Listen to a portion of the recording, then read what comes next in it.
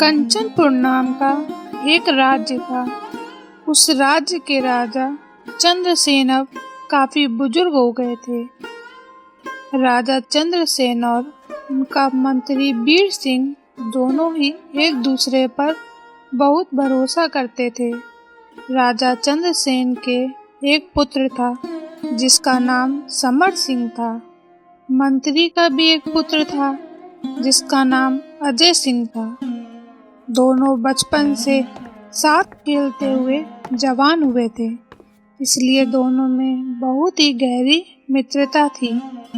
दोनों हमेशा एक साथ ही रहते थे। वीर सिंह जी, अब हमारा स्वास्थ्य भी ठीक नहीं रहता है। काफी दिनों से मन में एक विचार उत्पन्न हो रहा है कि राज्य कार्य अब समर को सौंपकर बाकी का जीवन शांति से गुजार दूं। कहिए आपके क्या विचार हैं? आप ठीक कहते हैं महाराज। अब हमारे कंधों में वह ताकत नहीं रही है।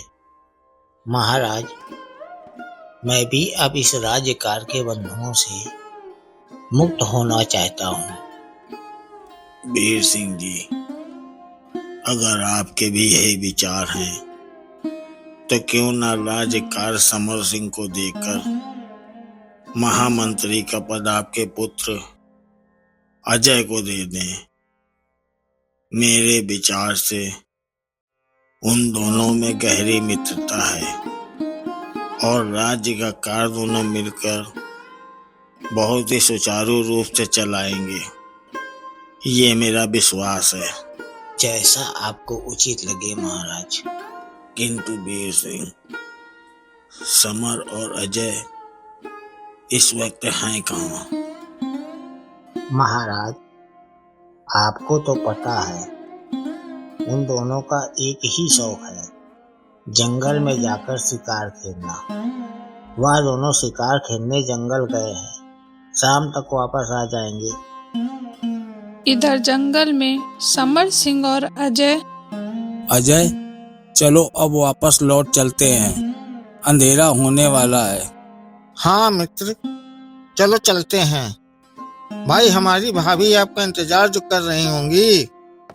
हाँ भाई, अपना अपना नसीब है। तुम्हें किसने मना किया है विवाह करने के लिए? तुम भी विवाह कर लो, तुम्हारा भी कोई इंतजार करने वाला होगा।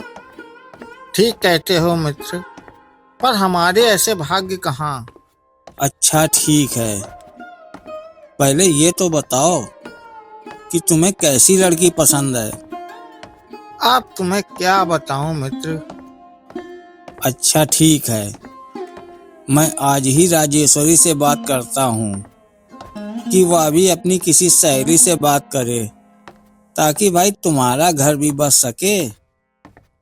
नहीं भाई नहीं, भाभी से कुछ मत कहना, वरना वे सचमुच अपनी किसी सहेली के पल्ले बांध देंगी और मैं अभी शादी नहीं करना चाहता। इस तरह बात करते करते दोनों महल पहुंच जाते हैं। क्यों भाई अजय, कहो तो बात करूं? नहीं नहीं मित्र, ऐसा गजब मत करना। क्या बात है जी अजय भैया, किस बात को ना कहने के लिए कह रहे हैं? कुछ नहीं भाभी, समर आपको शिकार पर ले जाने की बात कर रहा था। शिकार पर? ना बाबा ना, मैं यहीं ठीक हूँ, मुझे नहीं जाना शिकार पर। दूसरे दिन सुबह अजय सिंह और समर सिंह फिर शिकार पर निकल जाते हैं। अजय, आज एक बात का विशेष ध्यान रखना, आज हम सिर्फ शेर का ही शिकार करेंगे। ठीक है मित्र, जैसी तुम्हारी इच्छा। परंतु मित्र, काफी देर हो गई, हमें अभी तक।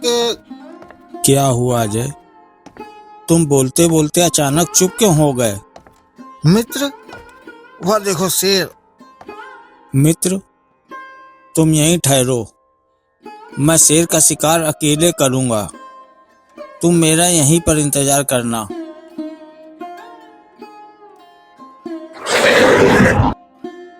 समर अकेले ही शेर का शिकार करने चला जाता है।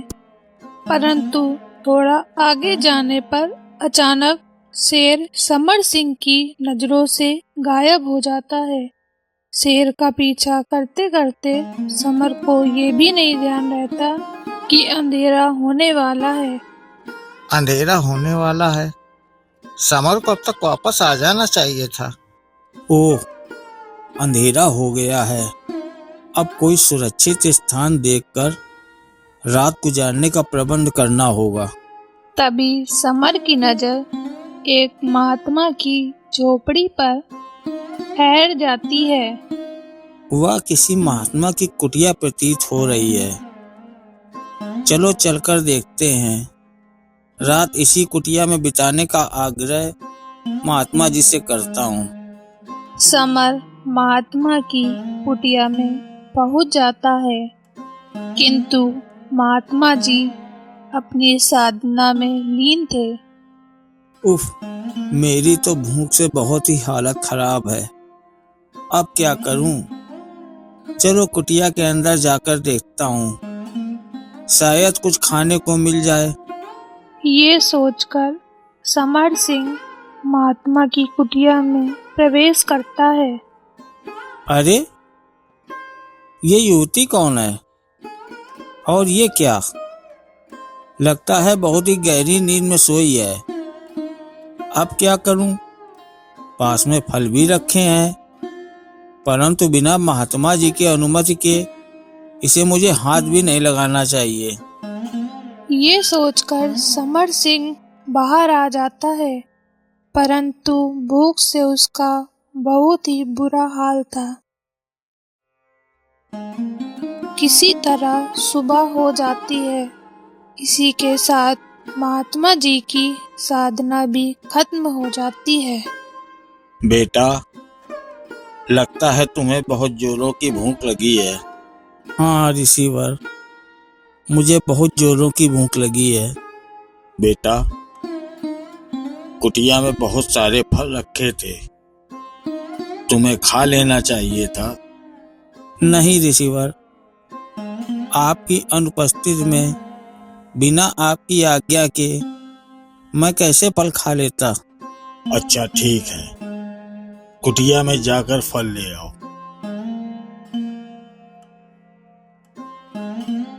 क्या हुआ बेटा, तुम कुछ परेशान से दिखाई दे रहे हो। ऋषिवर, कल रात में जब मैं आया था तो एक युवती इस कुटिया के अंदर गहरी निद्रा में थी, परंतु अब वह कहीं नहीं है। बेटा, कल रात जो तुमने देखा वह सब एक माया थी। मैं तुम्हारी परीक्षा ले रहा था और उस परीक्षा में तुम सफल हुए। मैं तुमसे बहुत ही प्रसन्न हूँ, इसलिए मैं तुम्हें कुछ देना चाहता हूँ। इतना कहकर महात्मा एक जल से भरा कमंडल समर को देते हैं। बेटा, इस कमंडल में चमत्कारी जल है। इसके पीने से तुम्हारे अंदर एक अलौकिक शक्ति आ जाएगी, जिससे तुम किसी भी मृत शरीर में अपनी आत्मा का प्रवेश करा सकते हो। किंतु बेटा, इस विद्या का कभी दुरुपयोग मत करना। कमंडल लेकर समर उसी जगह पहुंच जाता है जहां उसने अजय को छोड़ा था। अरे मित्र, कहाँ रह गए थे? मुझे तुम्हारी बहुत चिंता हो रही थी। इसके बाद समर और अजय वापस महल लौट आते हैं। राजेश्वरी, यह कमंडल देख रही हो? इसका जल बहुत चमत्कारी है। इसका जल पीने से इंसान किसी भी मृत शरीर में प्रवेश कर सकता है। इसके बाद जंगल में घटित सारी घटना वह राजेश्वरी को बता देता है। इसके बाद वह कमंडल का जल भी पी जाता है। अरे, अभी तो काफी जल बचा है, इसका क्या करूं? स्वामी, ये जल तो बहुत ही चमत्कारी है। महात्मा जी ने कहा था कि इसका दुरुपयोग ना करना, तो क्यों ना इसे आप अपने शाही खजाने में रख दे, वहाँ इसकी सुरक्षा भी होती रहेगी। ठीक कहती हो राजेश्वरी, मैं आज ही इसे शाही खजाने में रखवा देता हूँ। इतना कहकर समर कमंडल लेकर चला जाता है। रास्ते में उसे अजय मिल जाता है। अरे मित्र, अच्छा हुआ तुम मिल गए। ऐसा करो, इस कमंडल को शाही खजाने में रखवा लो। शाही खजाने में? क्यों? ऐसा क्या है इस कमंडल में? अरे मित्र, मैं तुम्हें बताना भूल गया, इस कमंडल में चमत्कारी जल है। इसके बाद जंगल की सारी घटना वह अजय को भी बता देता है। सारी बात सुनने के बाद अजय वहां से चला जाता है।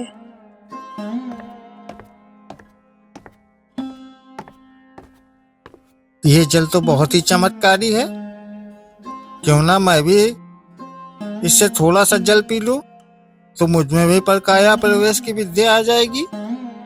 ये सोचकर अजय कमंडल का थोड़ा सा जल पी लेता है। बाकी का जल शाही खजाने में रखवा देता है।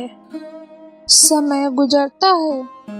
कुछ दिनों के बाद महाराज का स्वर्गवास हो जाता है और समर सिंह राजा बन जाता है और अजय महामंत्री बन जाता है। कुछ समय गुजरने के बाद एक दिन अजय समर से कहता है, महाराज, काफी वक्त हो गया है।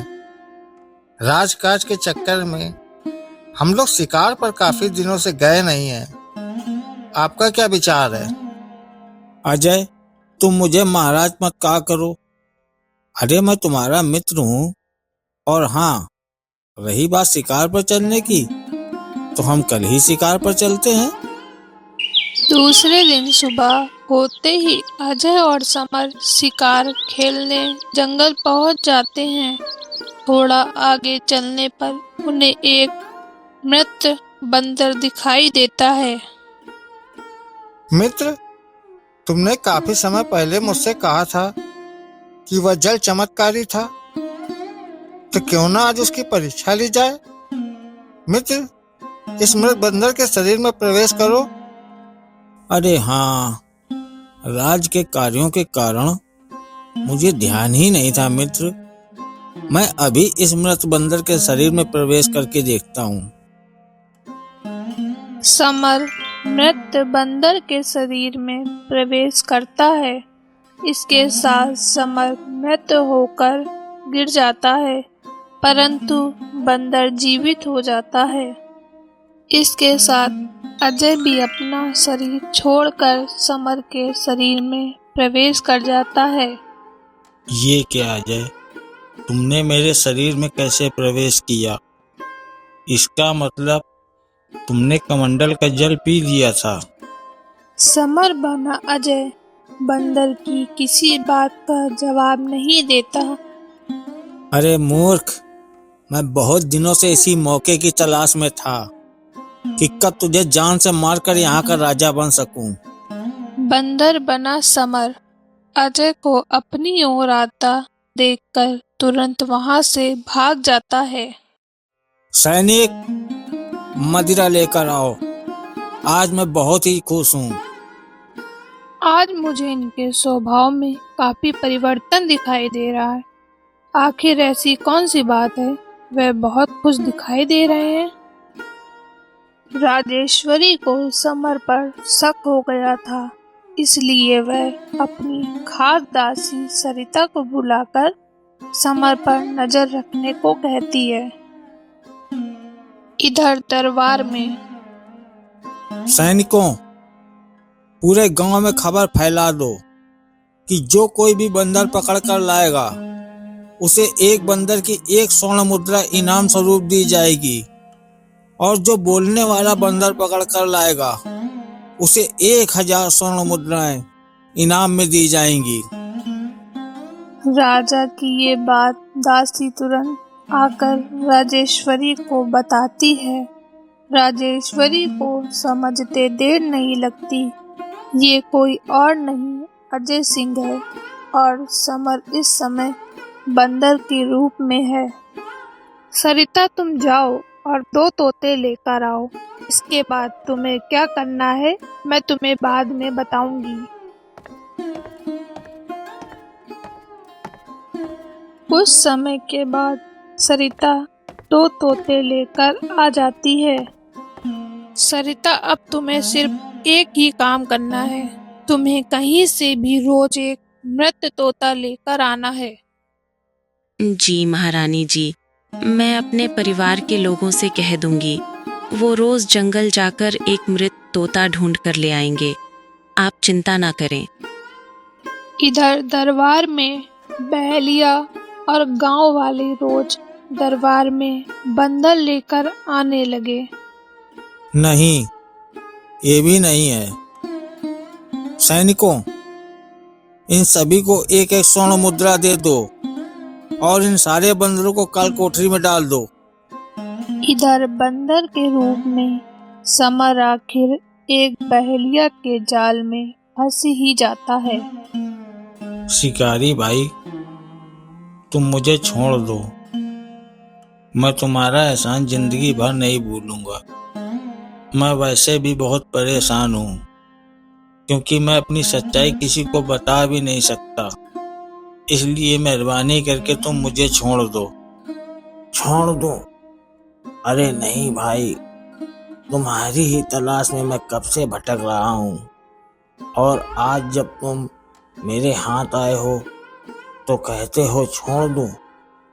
बंदर भाई, मैं तुम्हें राजा के हवाले करूँगा, जिससे मुझे 1000 स्वर्ण मुद्राएं मिलेंगी। इससे मेरी गरीबी दूर हो जाएगी। ठीक है, अगर तुम मुझे छोड़ दो तो मैं तुम्हें 2000 स्वर्ण मुद्रा दिलवा दूंगा, लेकिन इसके लिए तुम्हें महारानी जी के पास जाना होगा। ठहरो, मैं इस सूखे पत्ते पर लिख देता हूँ। महारानी तुम्हें 2000 स्वर्ण मुद्रा दे देंगी। बहलिया बंदर को लेकर अपने घर आता है और उसे एक मजबूत पिंजड़े में बंद कर देता है। इसके बाद बंदर का दिया हुआ पत्र लेकर रानी के पास पहुंचता है। भाई, इस पत्र को लाकर तुमने मुझ पर बड़ा एहसान किया है। ये लो 2000 स्वर्ण मुद्रा। अब वह बंदर मेरे हवाले करो। जी महारानी जी, मैं बंदर को लेकर अभी आता हूँ। नहीं, अभी नहीं, मैं रात को स्वयं तुम्हारे घर से ले लूंगी। इसके बाद बहलिया जाने लगता है, लेकिन उसके मन में लालच आ गया था, परंतु उसे नहीं पता था कि दासी सरिता उसका पीछा कर रही है। यह बंदर तो वास्तव में बड़ा करामाती है। क्यों ना इस बंदर के बारे में महाराज को बताकर उनसे भी 1000 स्वर्ण मुद्राएं ले लूं। ये सोचकर लालच में ये बात वह समर बने अजय को बता देता है और उससे भी 1000 स्वर्ण मुद्रा ले लेता है। सैनिकों, इस बहलिया के साथ जाओ और उसके घर से वह बंदर लेकर आओ, लेकिन ध्यान रहे वह बंदर भागना नहीं चाहिए, नहीं तो तुम्हारी मृत्यु निश्चित है। इधर दासी तुरंत ये बात महारानी को बता देती है। ओ, वही हुआ जिसका मुझे डर था। सरिता, जैसा मैं कहती हूँ वैसा करो। इधर राजा के सैनिक पिंजड़े में बंद बंदर को लेकर महल पहुँचने वाले होते हैं। तभी बंदर की नजर रानी के ऊपर पड़ती है। रानी एक मृत तोते को हाथ में लेकर बंदर की ओर इशारा करती है। अरे, राजेश्वरी के हाथ में एक मृत तोते का शरीर है। वह मुझे इस शरीर में आने का इशारा कर रही हैं। अब मुझे जल्दी से उस मृत तोते के शरीर में प्रवेश कर जाना चाहिए। इसके बाद बंदर उस तोते में प्रवेश कर जाता है। महाराज, यह बंदर अभी तक जीवित था। लगता है आपके डर की वजह से इसकी जान निकल गई। तुम ठीक कहते हो सैनिक, बेचारे की डर की वजह से जान निकल गई होगी। रानी उस पिंजड़े में बंद दोनों तोते छोड़ देती है और उसमें समर के साथ एक मृत तोते को रखकर समर को कुछ समझाने लगती है। ठीक है राजेश्वरी, लेकिन ख्याल रहे वह बहुत धूर्त और चतुर है, उसे शक नहीं होना चाहिए। इसकी चिंता आप मत करिए, बस आप देर मत करना। शाम को समर राजेश्वरी के पास आता है। क्या बात है जी, आज आप बहुत प्रसन्न दिखाई दे रहे हैं। हाँ राजेश्वरी, आज मैं बहुत ही प्रसन्न हूँ। मेरे रास्ते का एक बहुत बड़ा कांटा था जो अब दूर हो गया है। अजी, ऐसा कौन सा कांटा था जिससे आप परेशान और हमेशा चिंतित रहा करते थे? काफी देर तक राजेश्वरी समर से इसी तरह प्रेम पूर्वक बात करती रहती है, जिससे उसे किसी तरह का शक न हो। अचानक उसकी नजर पिंजड़े पर ठहर जाती है। अरे, इसे क्या हुआ? मेरा प्रिय तोता कैसे मर गया? मैं इसका कितना ख्याल रखा करती थी। राजेश्वरी उदास हो जाती है। अचानक वह समर से बोली, सुनिए, आपने एक बार उस चमत्कारी जल के बारे में मुझे बताया था जिसके पीने के बाद आप किसी भी मृत शरीर में प्रवेश कर सकते हैं। क्या आज आप मुझे अपने उस विद्या का चमत्कार दिखा सकते हैं? समर थोड़ा सोच में पड़ जाता है। वह सोचता है अगर वह तोते में प्रवेश नहीं करता है तो राजेश्वरी को शक हो जाएगा। उधर बंदर की मौत से वह बेफिक्र था कि अब उसे कोई खतरा नहीं है, इसलिए वह तैयार हो जाता है। ठीक है राजेश्वरी, मैं उस मृत तोते के शरीर में प्रवेश करने जा रहा हूँ। देखना, अभी वह जीवित हो जाएगा। समर बना अजय जैसे ही तोते में प्रवेश करता है और वह जीवित होता है, वैसे ही पिंजड़े में बंद समर अपने शरीर में प्रवेश कर जाता है। धूर्त कपटी इंसान, तुझ पर मुझे बहुत पहले ही शक हो गया था। स्वामी, अब इसे ऐसी जगह बंद करना जहाँ इसे कोई शरीर ही ना मिले। तुम ठीक कहती हो। मैं इस विश्वासघाती को ऐसी काल कोठरी में बंद करूंगा जहां से इसकी मौत की खबर ही आएगी। इसके बाद समर तोते के पिंजरे को एक तहखाने में कैद करवा देता है। इसके बाद समर और राजेश्वरी एक सुखी जीवन व्यतीत करने लगती है। राजेश्वरी अपनी दासी सरिता को इनाम स्वरूप 5000 स्वर्ण मुद्रा देती है, क्योंकि उसकी मदद के बिना ये सब संभव नहीं था।